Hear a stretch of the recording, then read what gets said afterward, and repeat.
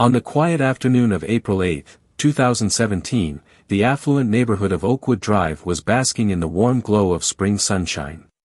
Sophie Turner, a poised and polished event planner, returned home earlier than usual. Her heels clicked against the marble floor as she made her way upstairs, mentally going over the details of her upcoming event. The house was unusually silent, an eerie stillness that made her pause mid-step at the base of the staircase. "Andrew," she called out, her voice echoing faintly through the spacious home. There was no answer. Her heart began to beat faster. Andrew Tucker, her husband of 6 years and the charismatic CEO of Tucker Technologies, had always been punctual. By now, he should have been preparing for their evening plans, a charity gala that had become a hallmark of their shared commitment to philanthropy. As Sophie climbed the stairs, the unease settled deeper into her chest. The door to their bedroom was slightly ajar, the faint scent of coffee lingering in the air. She pushed it open and froze. There, on the bed, lay Andrew. His body was eerily still, sprawled across the rumpled sheets. A leather belt was tightened around his neck, its buckle glinting in the afternoon light. His once vibrant eyes stared blankly at the ceiling, frozen in a haunting gaze that would remain etched in Sophie's memory forever. His skin was pale, his body unnaturally stiff. Sophie's breath caught in her throat as the world around her blurred. Her hand flew to her mouth, muffling the scream that threatened to escape. She staggered backward, clutching the doorframe for support. "No, no, no," she whispered, her voice trembling. "This can't be happening." Her trembling fingers fumbled for her phone as she dialed 911, her breath coming in short, ragged gasps. The dispatcher's calm voice on the other end of the line barely registered in Sophie's ears as she stammered out the details. My husband. He's not breathing. He's dead," she choked out. Tears streamed down her face, her usually composed demeanor shattered. "Stay with me, ma'am," the dispatcher said, her tone soothing yet firm. "Help is on the way. Can you tell me what happened?" Sophie could only shake her head, though the dispatcher couldn't see her. I don't know. He was fine this morning. I don't know." Within minutes, the shrill wail of sirens pierced the air, breaking the unnatural silence that had enveloped Oakwood Drive. Red and blue lights bathed the manicured lawns as paramedics and police officers arrived in quick succession. The usually serene neighborhood became a scene of grim urgency.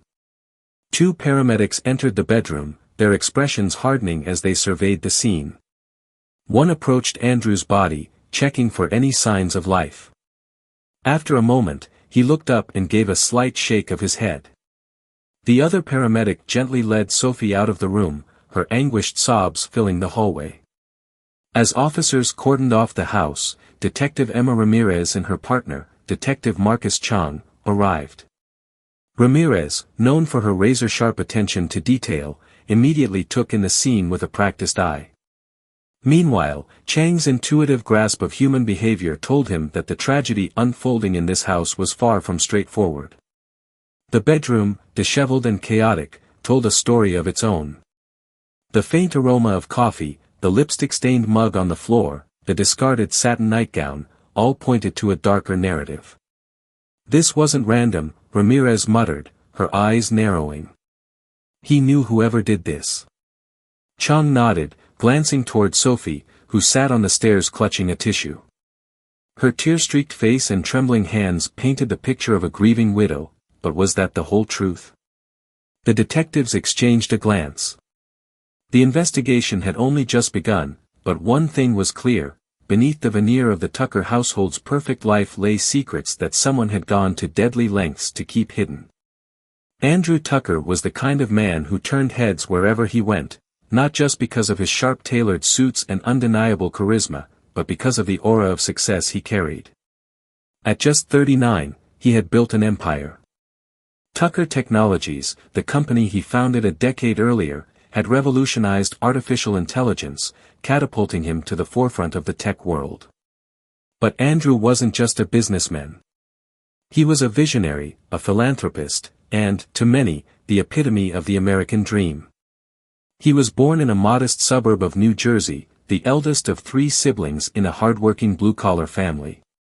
From an early age, Andrew stood out, a precocious child with a knack for problem-solving and a drive that set him apart. He worked tirelessly to earn a scholarship to Stanford University, where he graduated at the top of his class in computer science.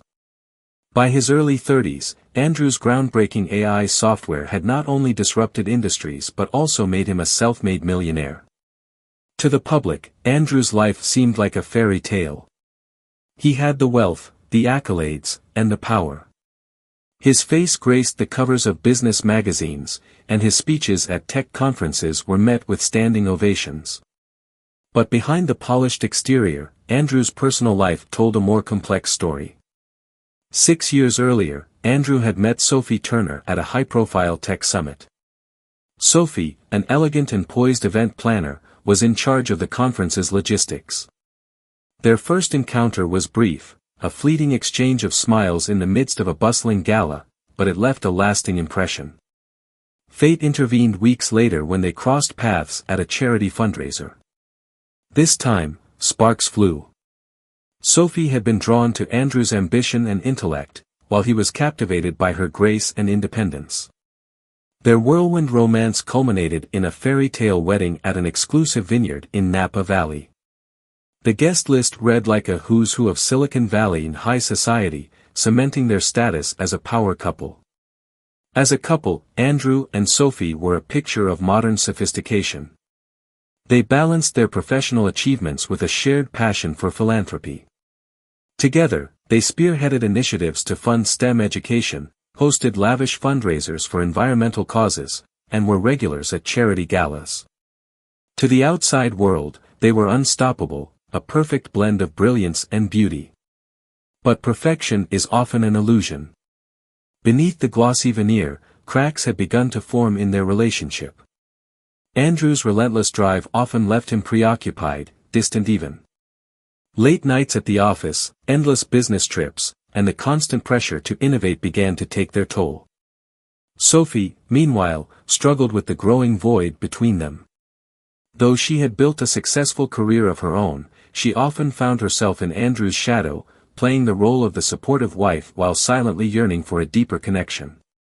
Their sprawling home on Oakwood Drive was a testament to their shared success: sleek modern architecture, an infinity pool overlooking the city, and a wine cellar stocked with vintage rarities. Yet, as grand as it was, it lacked warmth, a reflection, perhaps, of the emotional distance that had crept into their marriage. Andrew, ever the pragmatist, seemed oblivious to the strain in their relationship, focusing instead on expanding his empire. He was in the midst of planning his 40th birthday celebration, a grand affair themed around the Roaring Twenties, set to take place on a luxury yacht with a glittering view of the Manhattan skyline. Sophie had taken charge of organizing the event, pouring her energy into every meticulous detail. To her, it was more than just a party, it was a chance to recapture the intimacy they once shared. But Sophie wasn't alone in her quest for fulfillment. Over the past year, her social media had become peppered with photos of charity luncheons, gallery openings, and fitness retreats.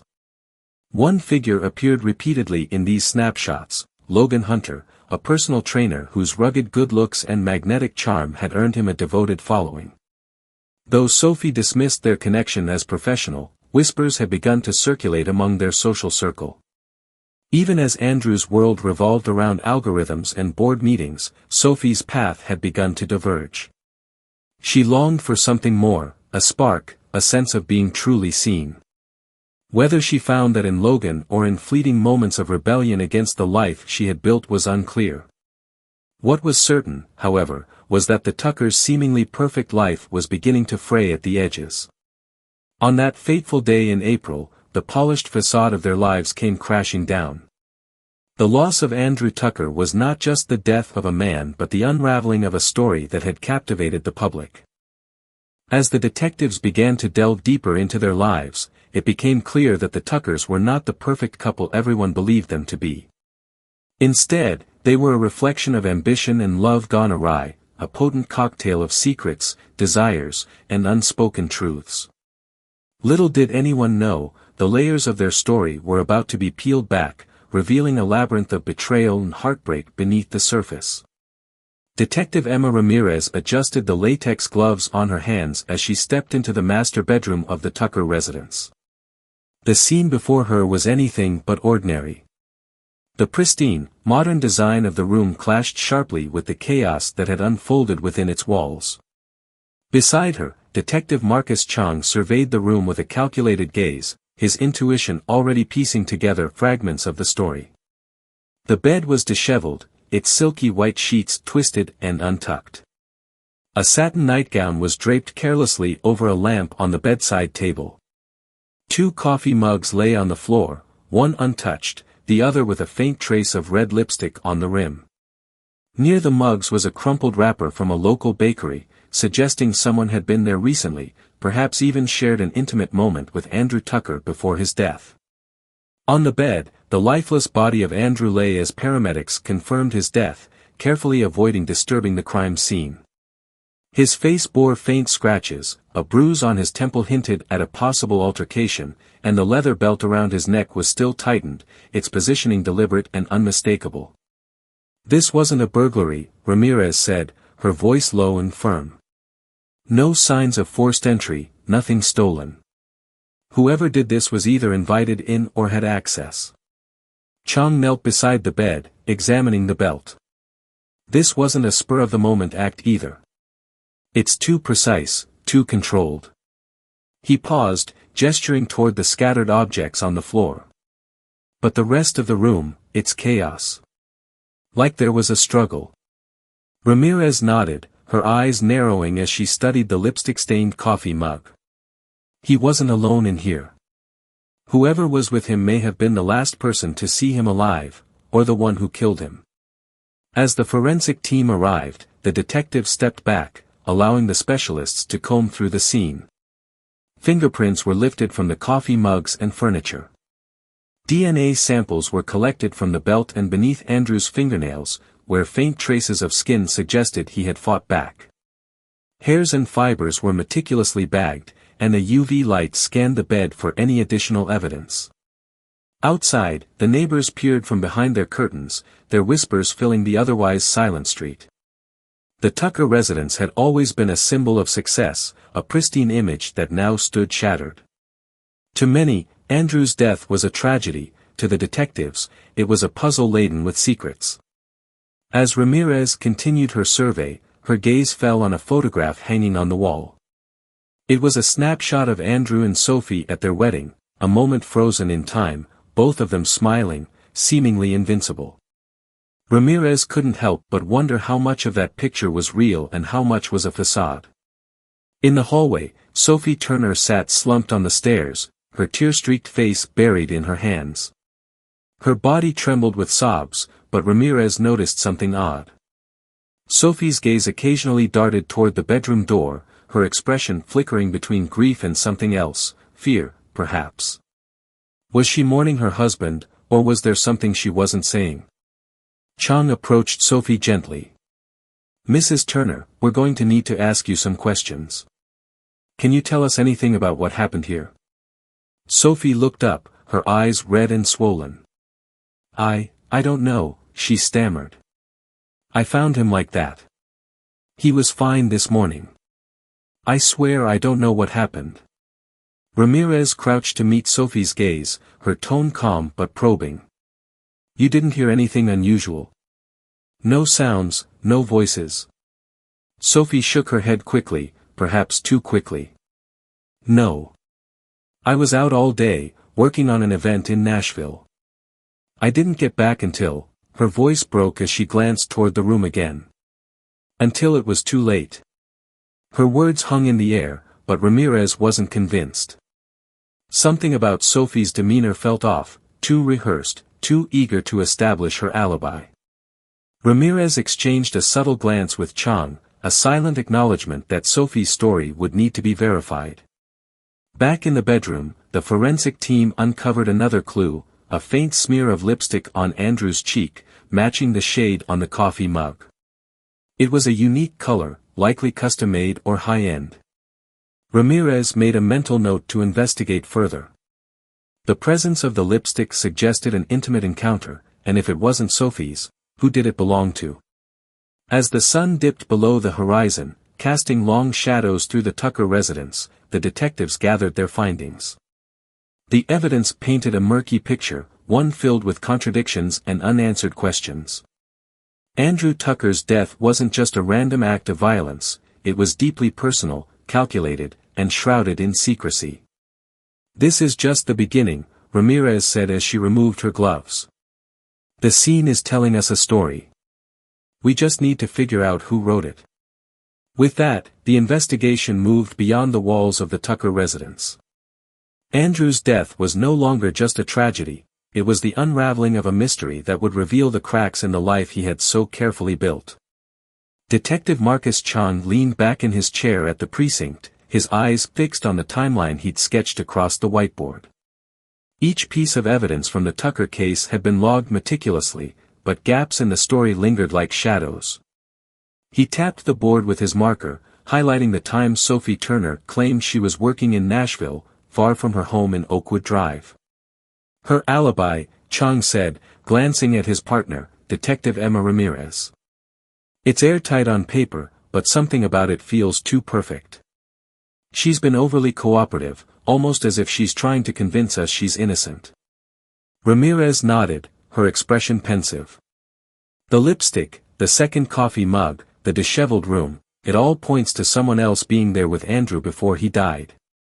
If Sophie wasn't home, we need to figure out who was." The detectives decided to start with Sophie's alibi.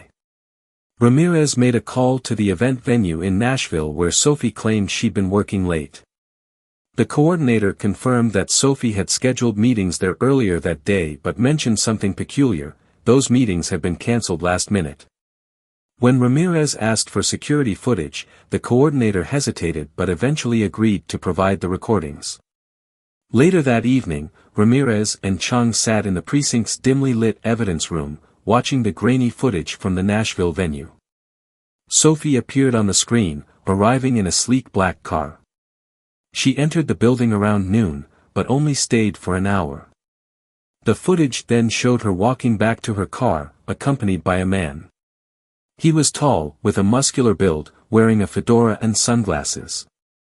"That's not a business associate," Ramirez said, narrowing her eyes. Chang paused the video, zooming in on the man's face. "Logan Hunter," he muttered. "Personal trainer." His names popped up in connection with Sophie before: charity events, fitness expos. "He's always just outside the spotlight." The video continued, showing Sophie and Logan entering her car. They drove to a nearby hotel, where cameras captured them checking in together. Hours later, they emerged, sharing a kiss in the parking lot before driving off in separate directions. The timestamp put them there during the window of Andrew Tucker's death. "This changes everything," Ramirez said. "If Sophie was with Logan, then her alibi for not being at home during the murder falls apart." The detectives decided it was time to bring Logan Hunter in for questioning. They found him at a high-end gym in the city, where he was instructing a group of clients. Logan greeted them with a charming smile, his confidence radiating as he agreed to follow them to the precinct. In the interrogation room, Logan remained composed, his answers quick and seemingly honest. He confirmed his relationship with Sophie, describing it as romantic but discreet. He claimed Sophie confided in him about her troubled marriage, but he insisted he had nothing to do with Andrew's death. "When was the last time you saw Sophie?" Ramirez asked, her voice calm but firm. "April 8th, Logan replied. "She left the hotel around 3 in the afternoon. After that, I went to a photo shoot." "And what about Andrew Tucker?" Chang pressed. "Did you ever meet him?" Logan's demeanor shifted slightly. "We never met, but Sophie talked about him. She wasn't happy. She said he was distant, obsessed with work." As Logan continued to answer their questions, Ramirez's gut told her he wasn't sharing the full story. His alibi, the photo shoot, was verifiable, but his connection to Sophie made him a key figure in the investigation. While Ramirez and Chang worked on cross-referencing Logan's statements, their forensic team delivered another breakthrough. DNA samples collected from Andrew's fingernails revealed a partial match, not to Logan, but to someone else. Ramirez frowned at the report. If it's not Logan, then who else was in that room?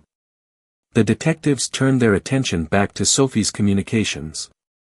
With a warrant in hand, they obtained records of her calls and texts.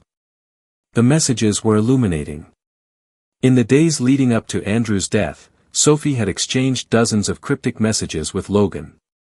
One text in particular stood out: "We can't let him find out. I won't survive this." But there was more.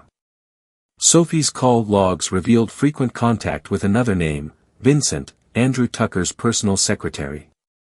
Vincent? Chang said, eyebrows raised. Why would she be talking to him? The detectives dug deeper into Vincent's background, uncovering a connection they hadn't expected.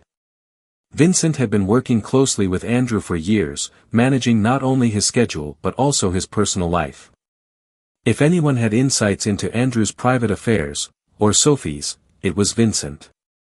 As the pieces began to fall into place, Ramirez leaned back in her chair, her mind racing. Sophie's perfect alibi was unraveling, Logan's involvement hinted at a deeper conspiracy, and now Vincent was emerging as a wild card in a game no one knew they were playing. "This isn't just about Sophie and Andrew," she said finally. "There's someone else pulling the strings."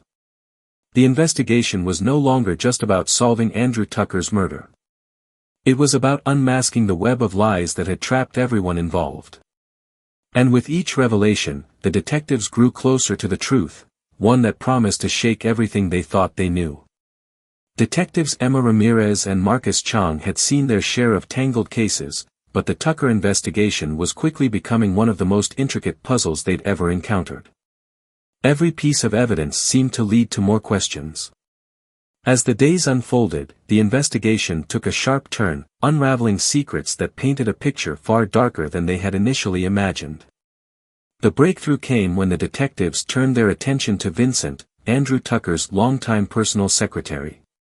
On the surface, Vincent was a polished professional, meticulous, efficient, and fiercely loyal. But as Ramirez and Chang dug deeper, cracks in his pristine image began to show. Using Sophie's phone records, the detectives uncovered a string of messages between her and Vincent. At first glance, the text seemed innocuous, brief exchanges about Andrew's schedule and event planning. However, buried in the thread were more cryptic notes: "It's done," and "We need to meet." What's Vincent's angle here? Chang muttered, his eyes scanning the screen. If he's involved, he's done a hell of a job staying off our radar. Ramirez wasn't convinced Vincent was merely a bystander. His proximity to Andrew, coupled with his apparent connection to Sophie, made him a person of interest. With a warrant in hand, they pulled Vincent in for questioning. Seated in the interrogation room, Vincent was calm, almost too calm. His neatly pressed suit and composed demeanor contrasted starkly with the turmoil surrounding the case. Ramirez started with routine questions, but it didn't take long for the cracks to show. "You've worked for Andrew Tucker for how long?" Ramirez asked, her tone casual. 8 years, Vincent replied smoothly. "I handled his schedule, correspondence, and occasionally personal matters. He trusted me implicitly." Chang leaned forward, his gaze piercing. "And how well did you know Sophie Turner?" Vincent hesitated, a flicker of discomfort crossing his face. "We interacted occasionally, usually about Andrew's events. Nothing out of the ordinary. But the evidence suggested otherwise." Ramirez slid a photo across the table, a grainy still from security footage showing Vincent meeting Sophie at a coffee shop just days before Andrew's death. "What were you discussing here?" Ramirez asked. Vincent's composure faltered. She was asking for advice. About her marriage. Andrew was distant, and she didn't know how to reach him. Advice? Chang raised an eyebrow. Or were you planning something? Before Vincent could respond, another piece of evidence landed on Ramirez's desk, a forensic analysis of Sophie's deleted messages. Among them was an exchange that linked Vincent to Logan Hunter. The texts revealed Vincent coordinating with Logan, providing details about Andrew's schedule and movements. The room grew tense as Ramirez and Chang confronted Vincent with the findings. His calm demeanor crumbled as he realized the extent of their knowledge. "Fine," Vincent spat, his voice dripping with resentment. "Yes, I helped Logan. But it wasn't supposed to go this far." According to Vincent, Logan had approached him with a proposition: leverage Sophie's vulnerability and her rocky marriage to extract money from Andrew. Logan would use his relationship with Sophie to create compromising situations, while Vincent supplied the logistical details. The goal was simple: blackmail Andrew Tucker into paying to keep his wife's secrets buried. But things didn't go as planned. Vincent explained that Andrew had begun to suspect something, growing increasingly suspicious of Sophie's actions. When Logan's threats failed to intimidate Andrew, the plan spiraled out of control. "What happened the night Andrew was killed?" Ramirez pressed. Vincent hesitated, then confessed. "Logan called me. He said things had escalated. He didn't give details, but I knew something was wrong." The detectives weren't entirely convinced Vincent was being truthful. The fragments of his story aligned with what they knew but left gaps in the timeline. Determined to get to the bottom of it, they reviewed Logan's alibi. At first glance, Logan's claim of being at a photo shoot appeared solid. The photographer confirmed his presence, and the timestamps matched. However, when Ramirez examined the photos more closely, she noticed something peculiar. Logan's watch, a sleek, expensive timepiece, showed a different time than the official records of the shoot. This discrepancy suggested that Logan had stepped away at a crucial moment. Using cell tower data, the detectives pinpointed Logan's location during the hours surrounding Andrew's death. It placed him near the Tucker residence, contradicting his alibi. Confronted with this evidence, Logan's confidence began to crack. "I didn't kill him," Logan insisted during his second interrogation. "I swear. I was just supposed to scare him, make him pay. But when I left, he was alive." "Then who finished the job?" Chang demanded. Logan hesitated, his eyes darting nervously. "It wasn't me. But Sophie. She was furious with him. She told me she'd do whatever it took to protect herself." The mention of Sophie reignited the detective's suspicions.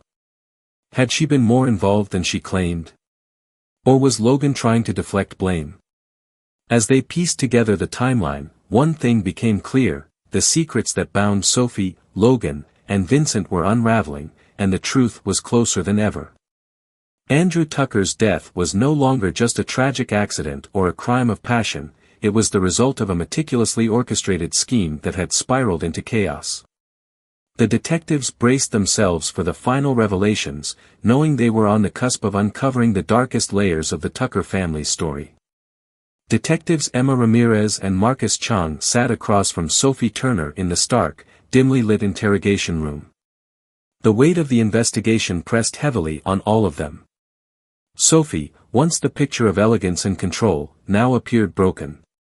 Her carefully curated demeanor had given way to disheveled hair, tear-streaked cheeks, and trembling hands. The mounting evidence, the lies unraveling around her, had backed her into a corner she could no longer escape. "We need the truth, Sophie," Ramirez said, her voice firm but not unkind. "Everything. No more games." Sophie's eyes darted between the detectives, her gaze lingering on the folder Ramirez had placed on the table. She knew what it contained: images of the lipstick-stained coffee mug, the texts between her and Logan Hunter, and the security footage linking her to Vincent.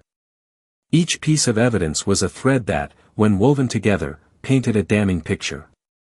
For a moment, silence filled the room. Then Sophie exhaled shakily, her shoulders sagging as if under the weight of her secrets. "I never meant for any of this to happen," she whispered. Ramirez and Chang exchanged a glance but remained silent, letting her continue. "It started months ago," Sophie began, her voice barely audible. "Andrew and we were drifting apart. He was always working, always focused on his company. I felt invisible, like I didn't matter anymore. And then I met Logan." She paused, her hands twisting the tissue in her lap. "Logan made me feel seen. He was charming, attentive, and exciting. It wasn't supposed to be serious. Just a distraction. But the distraction had quickly spiraled into something more dangerous." Sophie admitted that Logan had begun to pressure her, first for money and then for access to Andrew's assets. When she resisted, Logan involved Vincent, who had his own grievances against Andrew. Vincent hated Andrew, Sophie said, her voice quivering. He felt undervalued, unappreciated. Logan convinced him they could work together to get what they both wanted, money, revenge. And they used me to do it. As Sophie's confession poured out, the detectives pressed her on the night of Andrew's death. "I came home that evening," Sophie said, her voice breaking. "I knew Logan was planning something, but I didn't think it would go this far. When I walked into the bedroom, Andrew was already there. He was sitting on the bed, looking at his phone." Her voice grew frantic as she recounted the final moments. "I saw the pictures, those awful pictures Logan had sent him. Andrew looked up at me, and I knew he knew everything. He was furious, demanding answers. I panicked. I tried to explain, but he wouldn't listen." Tears streamed down her face as she described the struggle. "He grabbed my arm, shouting at me. I don't even remember reaching for the belt. I just wanted him to stop. To calm down. And then, her voice faltered, and she covered her face with her hands. I didn't mean to kill him. I swear I didn't." Ramirez let Sophie's sobs fill the room for a moment before she leaned forward. "And Logan? Where was he?" Sophie looked up, her eyes hollow. "He came by later. I told him what happened, and he told me to stay quiet. He said he'd handle it." Despite Sophie's tearful confession, the detectives weren't satisfied. Her account explained Andrew's death, but not the full scope of the conspiracy. They confronted Logan and Vincent with Sophie's statements, forcing them to admit their roles. Logan confessed to orchestrating the blackmail and intimidation, while Vincent detailed his part in leaking Andrew's schedule and personal information. But one detail remained unresolved. The forensic analysis of the belt revealed fingerprints that didn't belong to Sophie. When pressed, Logan admitted to returning to the Tucker residence after Andrew's death. Fearing Sophie might implicate him, he'd attempted to stage the scene to make it look like a suicide. "I didn't kill him," Logan insisted. "But I didn't want the cops looking too closely at me." The truth, as messy and convoluted as it was, finally came to light. Andrew Tucker's death wasn't the result of a single act of malice, but a culmination of lies, betrayals, and selfishness from all parties involved. Sophie Turner was arrested and charged with manslaughter. Though her act wasn't premeditated, her involvement in the events leading up to Andrew's death and her attempts to cover it up left little room for mercy. Logan Hunter and Vincent faced charges of extortion, conspiracy, and tampering with a crime scene. Andrew Tucker's death sent shockwaves through the community. The man who had built an empire, who had been a pillar of strength and generosity, had been brought down by the very people closest to him. For Ramirez and Chang, the case was a reminder that the darkest truths often lie beneath the surface, hidden behind facades of perfection. As they closed the file on the Tucker case, they couldn't help but wonder how many more secrets lay buried in the lives of those around them. The Tucker family's story had ended, but its echoes would linger, a cautionary tale of ambition, betrayal, and the devastating cost of lies. The courtroom was packed as Sophie Turner entered, flanked by her defense attorney. The air was heavy with tension, a mix of hushed whispers and the relentless clicking of cameras outside. The trial of Sophie Turner, accused of manslaughter in the death of her husband, Andrew Tucker, had captivated the nation. Andrew's reputation as a tech mogul and philanthropist, combined with the sordid details of betrayal, blackmail, and murder, had turned the case into a media sensation. The prosecution painted Sophie as a woman consumed by selfishness and deceit. They described her affair with Logan Hunter, her role in the conspiracy orchestrated with Vincent, and her ultimate act of desperation that resulted in Andrew's death. Sophie Turner wasn't just a grieving widow, the prosecutor declared, his voice echoing through the chamber. She was a willing participant in a web of lies that spiraled into a tragic and violent end. The defense, however, portrayed Sophie as a victim of circumstance, a woman overwhelmed by emotional neglect, manipulated by those around her, and pushed to a breaking point. Her lawyer argued that her actions were not premeditated but rather the result of a moment of panic and fear. Sophie Turner didn't set out to kill her husband, the defense argued. She was a woman trapped, betrayed by those she trusted, and caught in a storm of events she couldn't control. For weeks, the trial unfolded in painstaking detail. Witnesses were called, including Logan Hunter and Vincent, who testified under plea deals. Their accounts revealed the depth of their manipulation and the calculated steps they had taken to exploit Sophie and Andrew for their own gain. Text messages, surveillance footage, and forensic evidence painted a damning picture of the events leading up to Andrew's death. The jury deliberated for 3 days before reaching their verdict. Sophie Turner was found guilty of manslaughter and conspiracy to cover up a crime. Though the charge of premeditated murder was dismissed, the judge handed down a harsh sentence, 25 years in prison, with the possibility of parole after 15 years. Logan Hunter and Vincent were also convicted. Logan received a 15-year sentence for conspiracy, blackmail, and evidence tampering, while Vincent, whose role was deemed slightly less direct, was sentenced to 10 years. For the public, their convictions brought a sense of justice, but it was Andrew Tucker's loss that remained at the forefront of everyone's minds. Andrew Tucker's death left a void in the tech world and his community. His company, Tucker Technologies, faced a tumultuous period of uncertainty as the board scrambled to maintain stability in his absence. Investors were shaken, and the company's stock plummeted. Though Andrew's successor worked to stabilize operations, the loss of its visionary leader was a blow that could not be ignored. Beyond the business world, Andrew's philanthropic efforts came to a halt. His foundation, which had funded STEM education for underprivileged youth, struggled without his personal involvement and financial contributions. The annual charity gala he had founded, a cornerstone of the community, was cancelled for the first time in its history.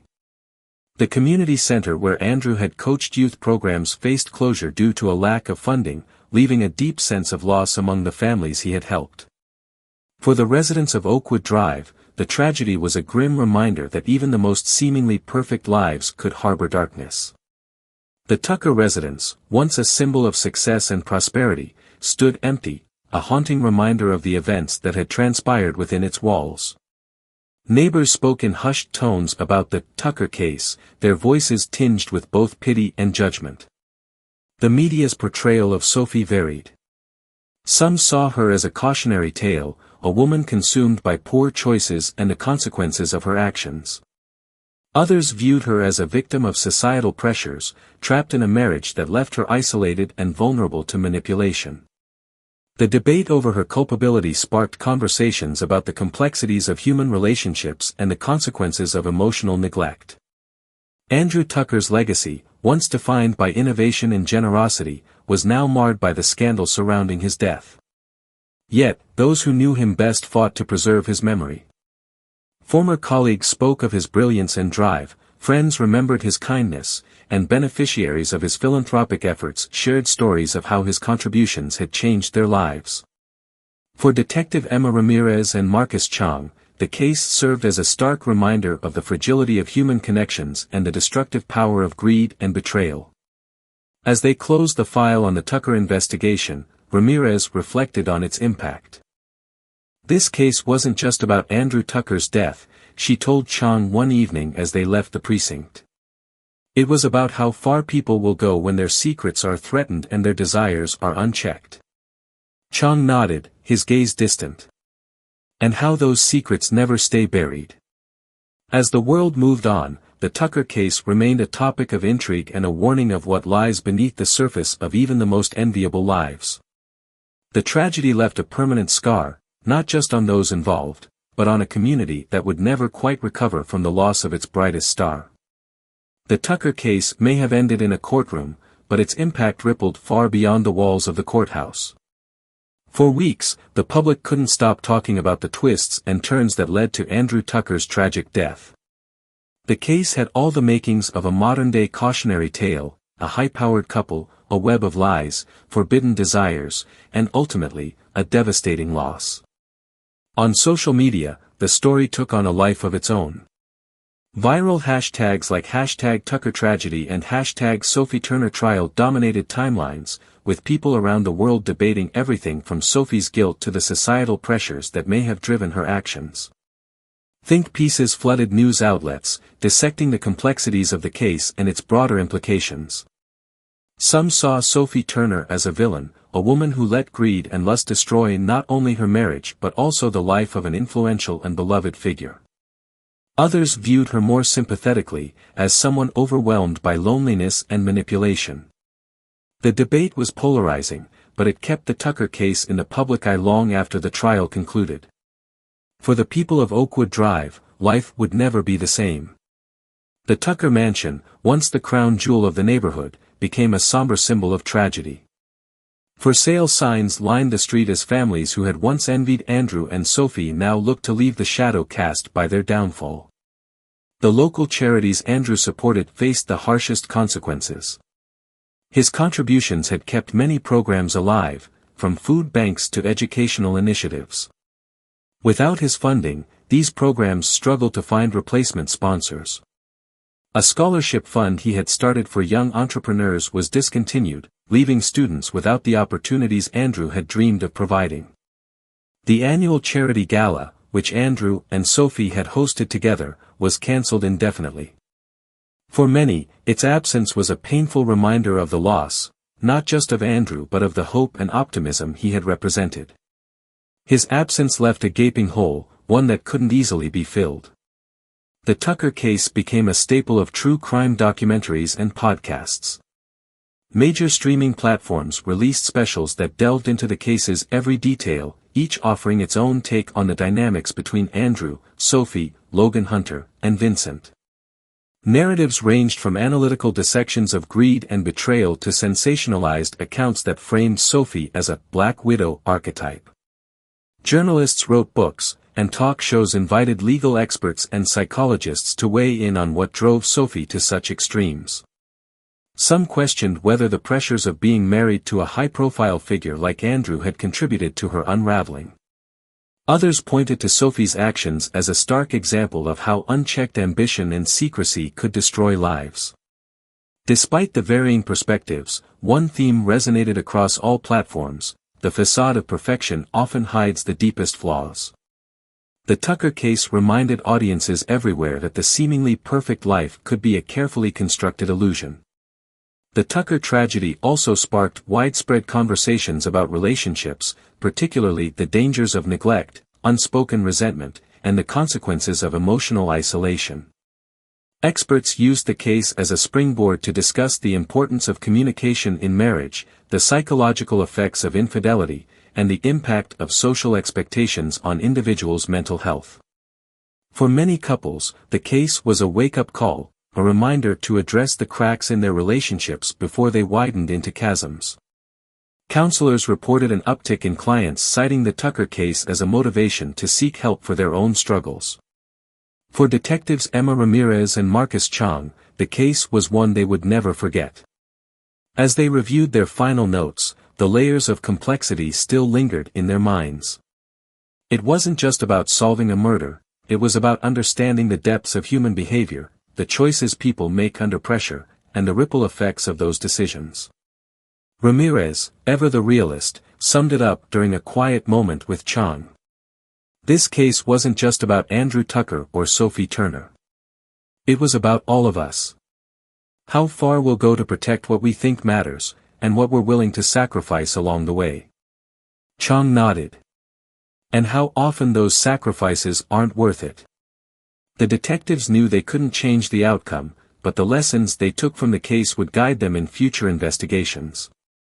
The Tucker case had shown them that the truth was rarely simple and that the most important answers were often buried in the gray areas. As time passed, the Tucker case slowly faded from the headlines, but its lessons endured. Andrew Tucker's legacy, though tarnished by scandal, remained a testament to what one person could achieve through ambition and generosity. His story became a dual symbol, one of inspiration and one of caution. For Sophie, her prison sentence marked the beginning of a new chapter, a stark departure from the life she once knew. Whether she would find redemption or remain haunted by her choices was a question only time could answer. For Logan and Vincent, their roles in the tragedy ensured their names would be forever tied to the downfall of the Tucker empire. In the end, the Tucker case was a reminder of the fragility of human relationships, the cost of betrayal, and the enduring power of truth. It left behind a legacy not just of loss, but of the lessons learned when ambition, greed, and secrecy collide in the most tragic of ways.